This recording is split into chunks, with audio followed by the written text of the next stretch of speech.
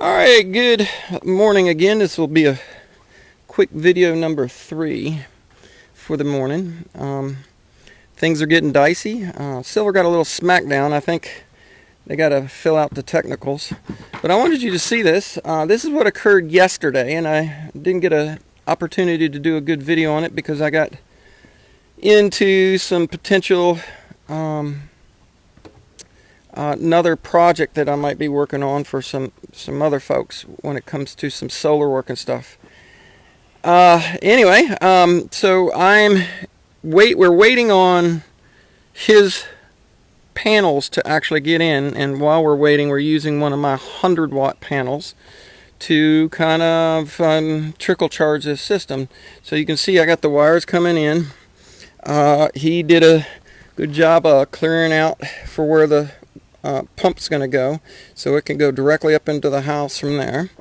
And we're going to do some skirting on here at some point to kind of close this in. It's going to be just some OSB and something else you'll have to paint.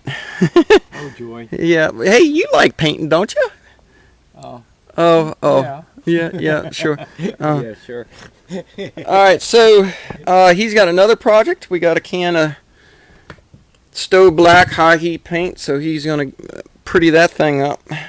And I wanted to show you the solar, and I don't know how well you're going to see it with the light. Oh yeah, it's better, because last night it was getting kind of dark.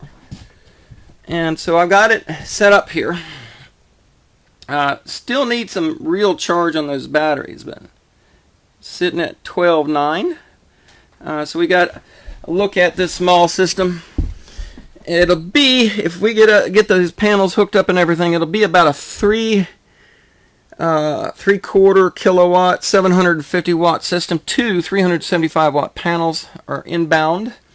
Okay, we got the combiner box in here for the purpose of keeping everything together, and then we got two wires going out. Number 10 10-AUG that's going out to the panel out there.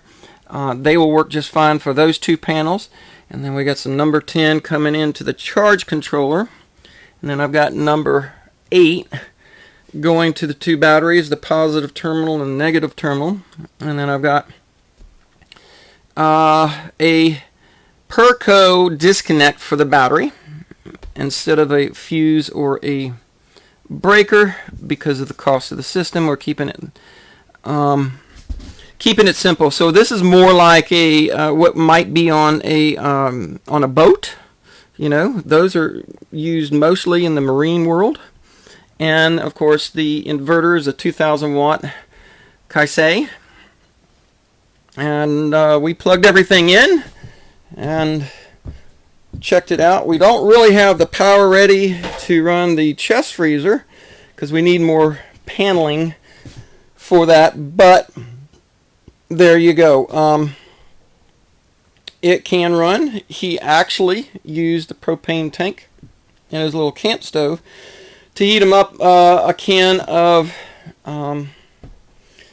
soup. He's stocked up on I've tried to advise him a little bit better quality stuff, but he wanted to get as much as he could for what he had in the way of money. So he's got a lot of cans of food and stuff that we've been getting packed away.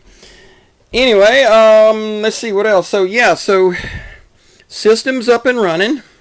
You can flip the switch and on comes the light. So the light works. The outlets, everything checked out just fine, even the one way over here in the shower area,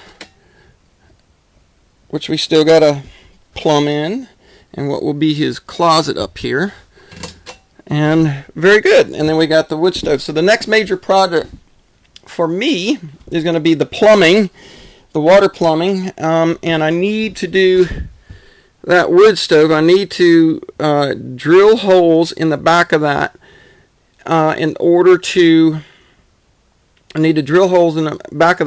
get the water jacket on the inside and get it set in place here so that I know where I'm running my pipe. I need my target points. So the sink has to be in place.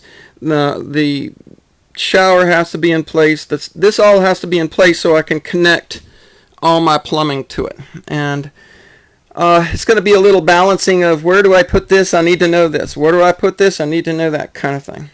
So anyway, this is the update. We got a couple cans of great stuff to do our crack filling up here, around here, to seal up the windows, all the windows. We'll get that done pretty quick.